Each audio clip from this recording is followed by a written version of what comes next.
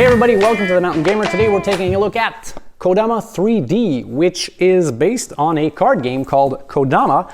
And in Kodama, you are drawing cards off a center row and laying them flat on the table to grow your own kind of sprawling tree. And however you grow it will help you to score points. Now, Kodama 3D is very similar, although a little bit different. But the main difference is it's in 3D. Now, is that just a gimmick or is there an actually good game in here? Let me show you.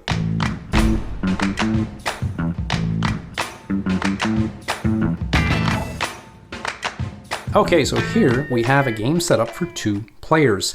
First thing you're gonna do is grab this, this whole bag of tiles and randomly create a grid of 3 by 3 with 4 branches in every stack. Now this grid will change if you're playing with 3 or 4 players. It'll be bigger, you'll have more tiles, etc, etc. Next, what you will do is, you can build your tree here, and that's, some pretty sturdy cardboard. So you'll slide this thing in here, like this. So there you go, it stands up straight, it's pretty good. Now this, they call this your trunk, and everything you plug into there and everything subsequent to that will be branches. So once that is done, each player will draw 3 of these gold cards and keep 2. Now throughout the course of the game, you will be able to pick up new goals either from here or from the top of this deck. And in order to do that, you must meet some conditions, which I'll talk about later. But for now, you'll draw 3 and you'll keep 2. Now these things, there's a variety of ways with which to score. And by the way, you'll score this only at the end of the game. Once your tree is done, at the end of 10 rounds, everybody's going to stop. You're going to, turn your tree over every which way and see if you can, how many of these goals in front of you can you actually, score. There's no limit, by the way. You can have as many as you like, but like I said, drawing them, you got to meet some conditions to do so. So for example, let's look at this one here. Here it says, have a green Kodama somewhere on each of the 3 sides of your tree. So what that means is, once your tree is done, okay, what they call the 3 sides of your tree is, like this end, and then this end, and then this end. So if somewhere on your tree you've got, a green Kodama, a green Kodama, a green Kodama, then you score 2 VPs, right? And it's probably a good time to start looking at these tiles here. Every tile in the game has 2 things, okay? It has a Kodama, which is a little dude like this, and these come in 4 colors. And they have 1 of 4 features. And the features are fireflies and little bugs and mushrooms and flowers. So it's always a combination of a feature and a Kodama. Just put these back. So when you're building your tree, it's going to be important to try to line some things up in order to meet these goals, right? This one is pretty straightforward. Once the tree is done, you just, you try to get 1 Kodama on every side. Easy peasy. Something like this is a little bit tougher. See, it's 1 VP for each pink Kodama at the end of a tree branch. So once your tree is almost done, one of the last the last branches you might pick up is probably something like this, because you'll want this to be at the end of your tree, to be at the end of a branch, so you score a VP. So things like that. So for now, you look at these and you're like, okay, I'll keep this one, and then you discard, and there you go. Now, next thing you're gonna do as far as setup goes is every player will take their Kodama meeples and they will place them on this grid. Because the way you pick up these branches has to do with how these little dudes are gonna move on this grid. So let's say I place mine here, and then my wife places this one here, and then I place this one here, and then my wife places this one here. Now, on your turn, the first thing you're gonna do is actually move a Kodama. So when you move the Kodama, you're gonna be picking up the tile that you're leaving, okay? So if I leave this one here, if I leave from this one, let's say I go here, I'm gonna pick this up, and this is what I'm gonna be adding to my tree. And when you move a Kodama, you can move as far as you want in either, up, down, left, right, or diagonal, but you can never jump over any Kodama. So if I had started the game here and I wanted to go there, I cannot use this little dude to jump over and go there. I'd have to use him to go over here. So let's say I did do that. Let's say I started here and I jumped over here and I pick up this. So my first step is done. I have moved a Kodama, okay? Then I take my tree and I grow my tree. That's step 2. So when you grow your tree, you just take a branch and you stick it anywhere you want on your tree. Okay, so at the start of the game, I mean, you know, it's got to be here, but later on, you might have situations where you're going all over the place, right? You can build this in any direction, any funky way that you want.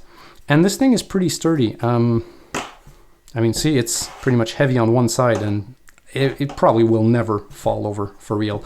Something I should mention, and it wasn't very clear to us at first in the rules because looking at the pictures and all that, but it is allowed to actually put 2 branches into the same branch, okay? Like so. So you are allowed to do that. And this was actually confirmed by having a goal that says, you know, visually here you can see that, but it says 1 VP for each branch with no open connection points. So right there, that's a VP because this branch has no open connection points. So you're allowed to do that. So this is grow your tree. Okay, so step 1, move a Kodama. Step 2, grow the tree. Step 3 is pick up a goal. Now, you can pick up a goal if what you plugged into your tree has nothing that repeats with where you plugged it from. So for example, here I plugged in a yellow guy with a fly, and that was plugged into a pink guy with a fly. Aha, I cannot draw a new goal.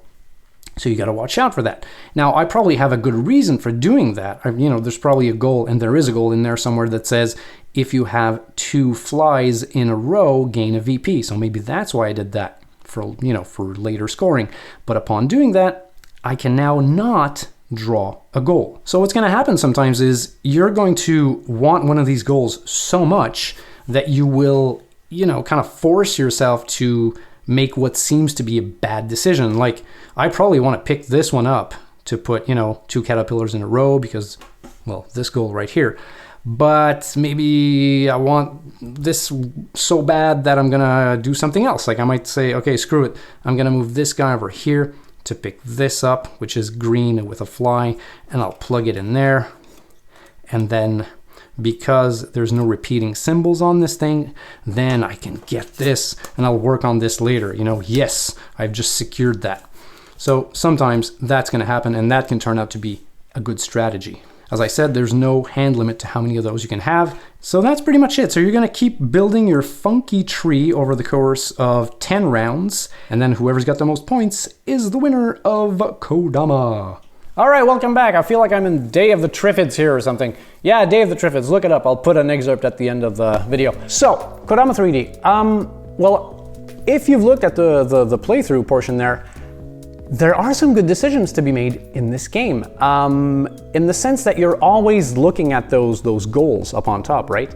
And as you're playing, you're constantly, I mean, first of all, you're trying to build your tree to, you know, fulfill some of the goals that you already have. Like, let's say one of my goals is to have 4 pink Kodama in a row, right? So I'll actively try to get some of these branches and plug them in so that at the end I can go like 1, 2, 3, 4, boom, 4 Kodama, right? That's one thing. So you're working on the goals that you've already have. But when you see what's up on top there, you're like, oh man, if I could get that, maybe I can make that happen. That's a big payoff, right? So the decision now becomes, do I plug that thing in to work on my 4 Kodama goal, or do I sacrifice that, put it somewhere else to actually go get that, you know, mushroom goal that I'm going to be working on later? So you're constantly juggling. Look at these goals up on top. Okay, it's her turn. What is she doing? Oh man, she just stole that goal. Or oh man, I hope she doesn't steal that goal. And where is she moving her Kodama? How is that going to impact me? Okay, she just stole that, so I'm going to have to change. So you can't just beer and pretzel this thing without, you know, with a total disregard of what's going on. I mean, well, you could, but you're going to lose, right? You're just going to lose. The other aspect that I liked was the whole meeple placement, because wherever you're putting your meeple on, that's going to be the branch that you'll be picking up later, right?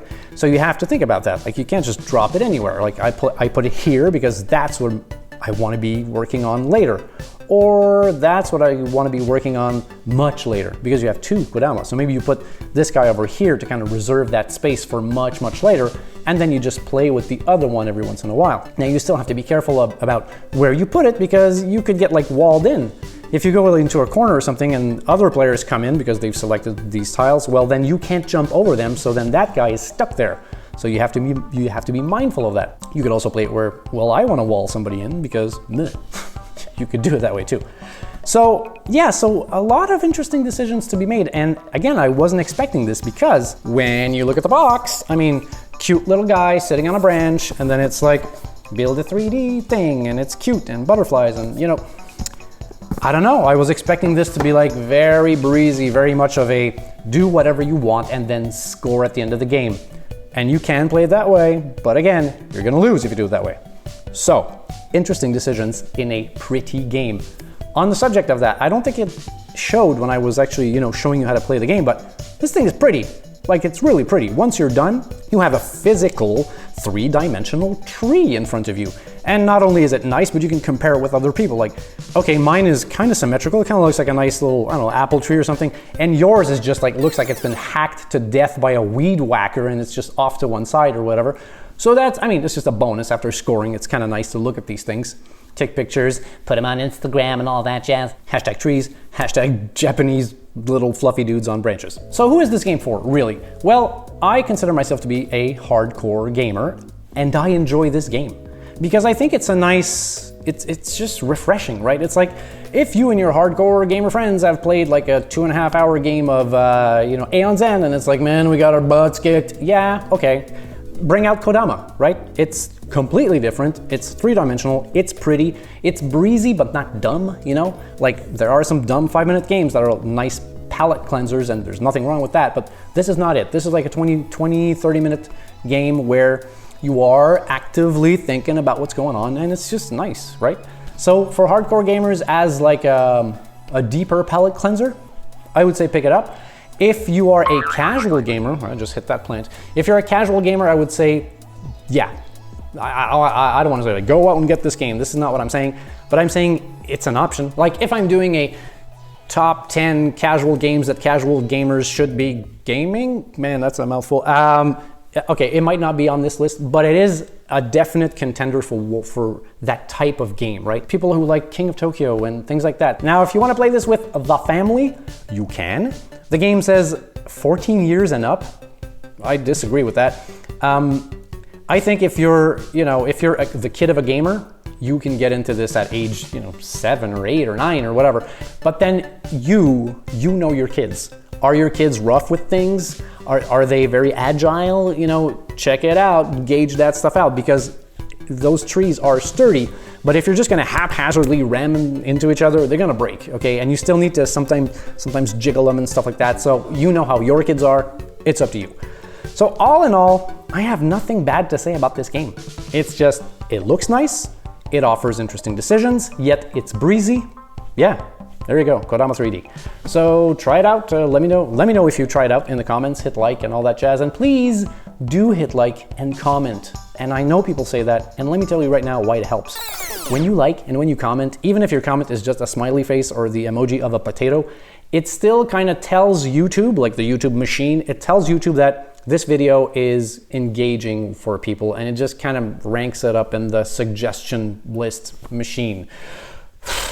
I know, it's a bummer. But anyway, if you believe in this channel, if you like a little bit about, you know, what I do, then please like and comment.